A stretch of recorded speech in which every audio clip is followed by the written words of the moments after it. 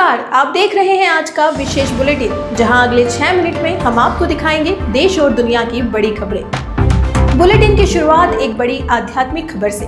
प्रधानमंत्री नरेंद्र मोदी ने आज गुजरात के सोमनाथ में अमृत महोत्सव को संबोधित किया। महादेव की विग्रह प्रतिष्ठा के 75 वर्ष पूरे होने पर पीएम ने कहा कि सोमनाथ की ये पावन धरती भारत के सांस्कृतिक पुनरुत्थान की प्रतीक है। उन्होंने महादेव की महिमा का वर्णन करते हुए कहा कि आज पूरी सृष्टि जय सोमनाथ के जय घोष से गूंज रही है। उत्तर प्रदेश के मुख्यमंत्री योगी आदित्यनाथ ने राष्ट्रीय प्रौद्योगिकी दिवस पर राज्य के युवाओं को एक महत्वपूर्ण नसीहत दी। सीएम योगी ने तकनीक की तुलना समय से करते हुए कहा कि जो इसके साथ नहीं चलेगा वो पीछे छूट जाएगा। उन्होंने युवाओं से नई तकनीक सीखने और नवाचार को अपनी जीवन शैली का हिस्सा बनाने का आह्वान किया, ताकि उत्तर प्रदेश एक आत्मनिर्भर और आधुनिक राज्य बन सके। न्यायपालिका अब पूरी तरह हाईटेक होने जा रही है। मुख्य न्यायाधीश सूर्यकांत ने वन केस वन डेटा पहल की घोषणा की है। इस डिजिटल सिस्टम से अब तालुका कोर्ट से लेकर हाई कोर्ट तक का सारा डेटा एक ही प्लेटफॉर्म पर होगा। सीजेआई ने बताया कि इसका मकसद एक कुशल केस मैनेजमेंट सिस्टम विकसित करना है, जिससे मामलों के प्रबंधन में पारदर्शिता आएगी और आम जनता को अदालती सेवाओं तक पहुंचना आसान होगा। भारत ने रक्षा के क्षेत्र में दुनिया को अपनी ताकत दिखाई है। ओडिशा के तट पर 5000 किलोमीटर मारक क्षमता वाली एक विनाशकारी मिसाइल का सफल परीक्षण किया गया। ये मिसाइल एक साथ कई लक्ष्यों को तबाह करने में सक्षम है। इस सफल ट्रायल के बाद अब पाकिस्तान और चीन के कई महत्वपूर्ण शहर भारत की सीधी मारक रेंज में आ गए हैं, जो देश की सुरक्षा के लिए एक बहुत बड़ी उपलब्धि है। केंद्र सरकार ने ग्रामीण अर्थव्यवस्था को नई दिशा देने के लिए वीपीजी रामजी एक्ट 2025 का नोटिफिकेशन जारी कर दिया है। ये कानून 1 जुलाई 2026 से पूरे देश में लागू होगा। इसे मनरेगा का एक आधुनिक और अपग्रेडेड रूप माना जा रहा है, जिसका मुख्य उद्देश्य ग्रामीण क्षेत्रों में रोजगार की गारंटी को और अधिक मजबूत और पारदर्शी बनाना है।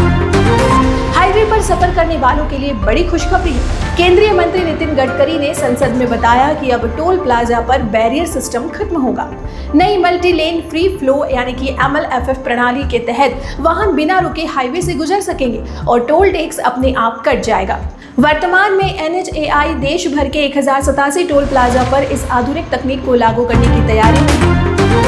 पश्चिम बंगाल के मुख्यमंत्री शुभेंदु अधिकारी ने अपनी पहली कैबिनेट बैठक में कड़े फैसले लिए हैं। उन्होंने राज्य में डबल इंजन सरकार की कार्यशैली लागू करने का संकल्प लिया।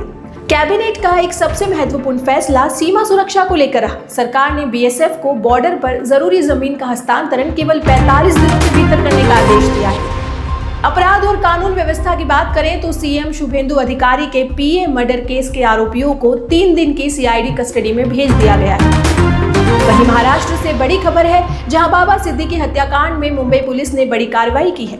सुरक्षा में लापरवाही बरतने के आरोप में बाबा सिद्दीकी के बॉडीगार्ड कांस्टेबल श्याम सोनावड़े को तत्काल प्रभाव से नौकरी से बर्खास्त किया गया है। बिहार के मुख्यमंत्री सम्राट चौधरी ने अपराधियों को 2 टूक चेतावनी देते हुए कहा है कि पुलिस को चुनौती देने वालों को 48 घंटे में जवाब मिलेगा।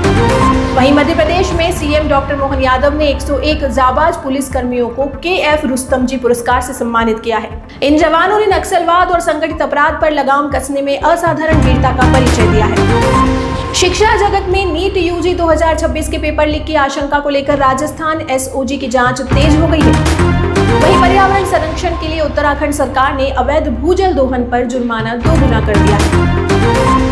अंत में नेपाल से राहत भरी खबर, जहां काठमांडू एयरपोर्ट पर टर्किश एयरलाइंस के विमान के लैंडिंग गियर में आग लग गई थी, लेकिन सभी 277 यात्रियों को सुरक्षित बचा लिया गया। आज के मुख्य समाचारों में बस इतना ही। देश और दुनिया की पल पल की अपडेट्स के लिए बने रहिए जनवृत्तांत के साथ।